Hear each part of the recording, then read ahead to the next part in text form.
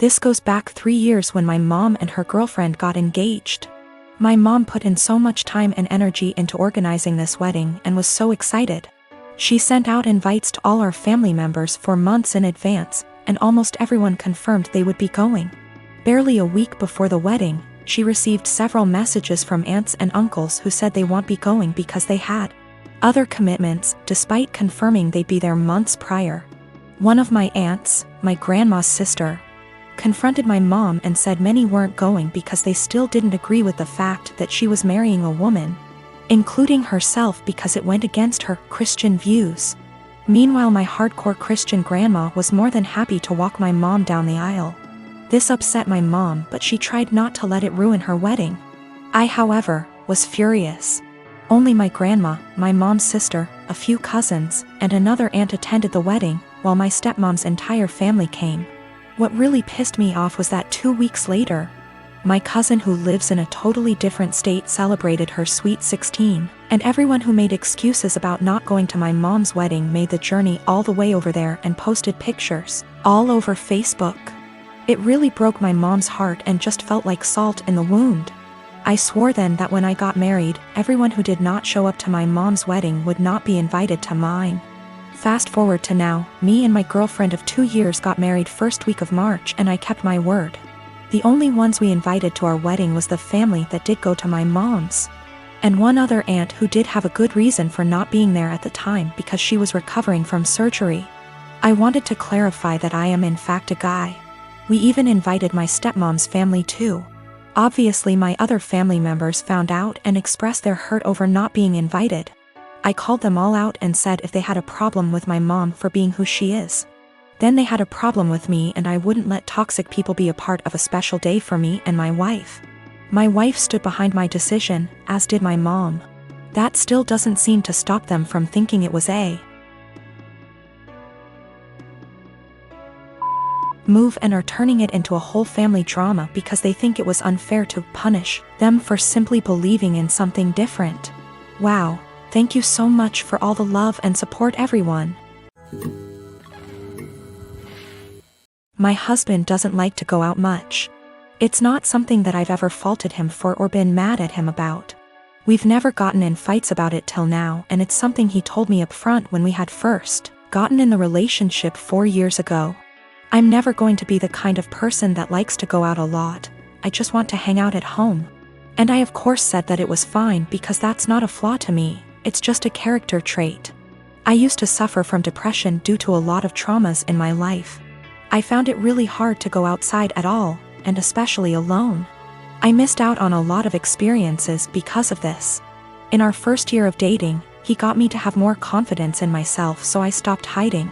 I got a therapist and have been on a wonderful little antidepressant. We got married 1 year later, and I'm still happier than I have ever been, and I'm incredibly grateful to have him in my life. That hasn't changed one bit. Now, I know that this isn't what he does. I know that he doesn't stay inside because he's depressed, it's because it's in his nature to be a house cat. And like I said, I'm still fine with that. Lately he's not okay with me doing this, though. If I ask him if he wants to see a movie with me and he said no, or the more common, I don't know, maybe, I'll usually ask him 2 more times, and then if he still says no, or maybe I'll go by myself. It's the same with going out to dinner, taking little classes, etc. We had fun with this at first. I would come home from doing the thing, and then I would excitedly tell him what I'd done and the people I'd met. He'd happily listen and hug me and kiss me on the forehead. It was a really beautiful thing. At one point we called it My Little Adventures, and I would take Polaroid pictures and show them to him and then hang them on the kitchen wall.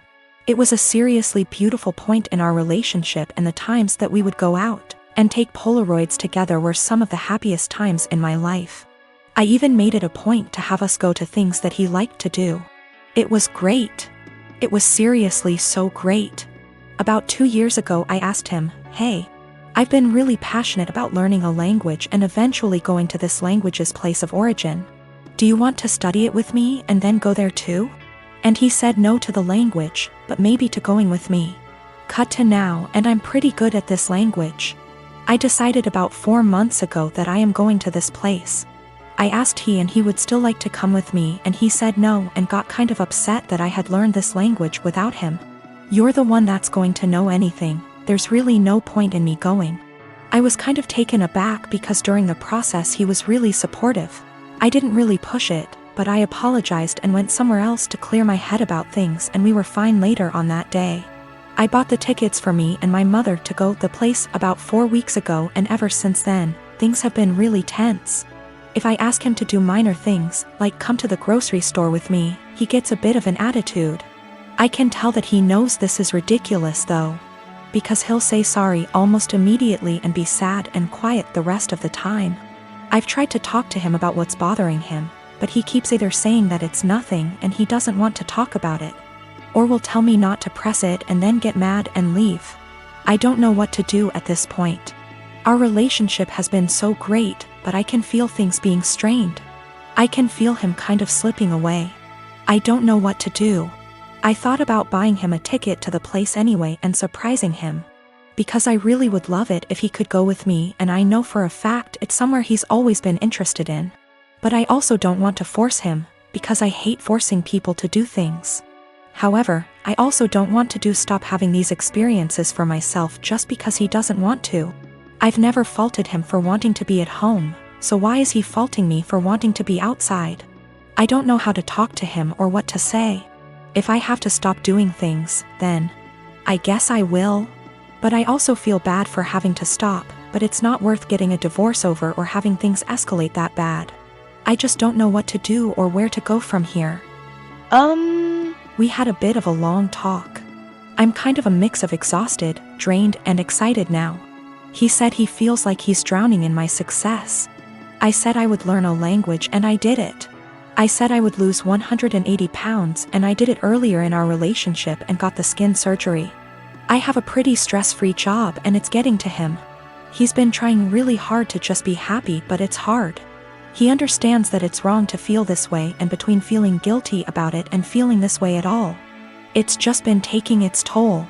He also has a skin condition that makes him feel cautious of going outside, especially in another country. I never thought this would be the problem, because he's always acted as though it's not a bother to him at all and he doesn't care. He's going to keep trying though, and to seek therapy independent of me because he thinks that he also may really be suffering from depression. Now, I have to say that we do have communication problems. Our friendship, 2 years before dating, started off long distance in Antwerp, so we're still kind of better with text talking than out loud speaking. Sometimes we have a hard time saying when things are bothering us out loud, so we'll text it out and then read off of that text because we find it hard to verbalize, and sometimes we just take things harder than we should. We've agreed to go to marriage counseling and we're making an appointment together tomorrow, so there are good things afoot.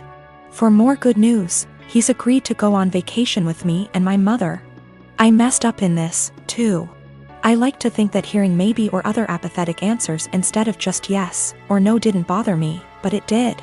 And sometimes, as some people pointed out, I would get kind of passive-aggressive about it. I'd ask him simply because it meant that I tried at times. I'm not proud of it, but it happened. I'm going to work on that more in myself as well.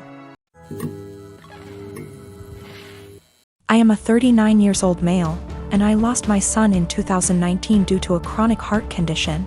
He was 15 years old. It was devastating and I just couldn't take it, especially when my family did little to nothing to support me during these difficult times. They didn't bring my son meals when he was at the hospital. They didn't let me go home and rest even for a few hours. They didn't take care of other things while I had a lot to deal with. I wasn't offered any help, just words. They'd just talk but do nothing. Despite the struggle, I've created an account for my son's college fund and kept putting whatever I could get at the time, and my son would talk about that a lot. He was depressed but always believed that he was going to get better and continue his education and attend college. I started saving money to keep him motivated and to make him feel like he could be like any other kid with hopes for a good future. He had a very close friend that's about the same age as him. They were friends for 5 years, and I can't express how his presence in my son's life helped him through the worst days. Sometimes his friend would spend the night with us and try to get my son to do activities and lighten up his mood all the time. To be frank, his friend was closer to him than his own family. He never stopped visiting and asking how I'm doing after my son's death. He'd show me handmade projects he made for my son and as a way to remember him, and we'd sometimes just sit and talk together or cry together. Last week, while I was with my family, my sister asked me what I was going to do with my son's college money. I didn't want to mention this, but since she asked, I told her that I will be giving the money to my son's friend. She barely even recognized his friend and was confused and said that my nephew deserves this money since he's family.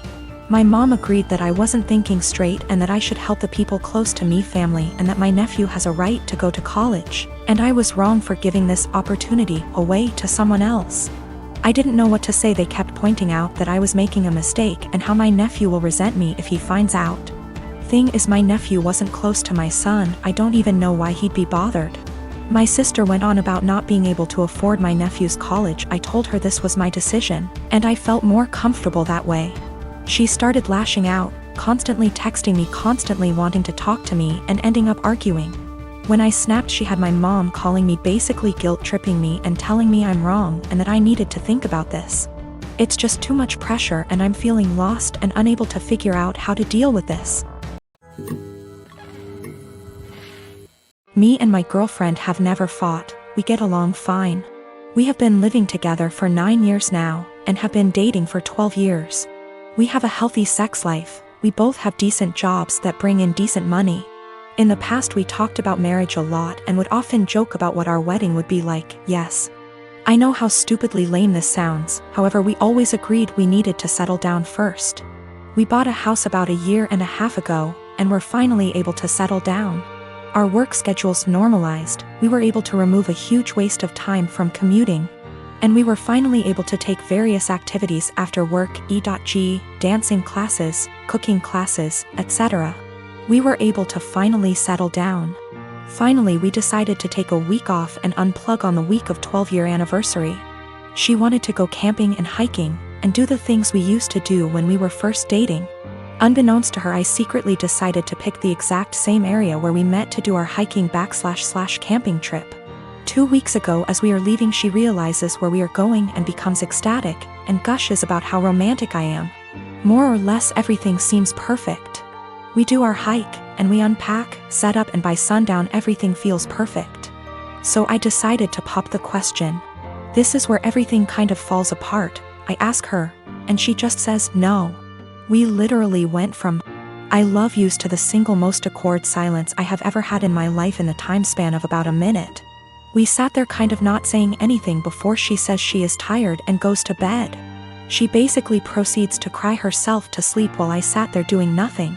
I basically didn't sleep, and the next morning, she says she wants to go home. So we pack up and have a really awkward 3-hour hike back to our car. There were a few times where things kind of felt normal and we were joking around like we used to be for a bit. On the way back home, we are talking and chatting normally, but it just feels awkward. At one point we stopped for coffee and asked if she wanted to talk about what happened, and all I got was a curt no.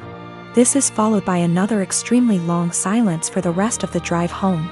We finally get home and I unpack everything while she goes off to bed. She is going to bed.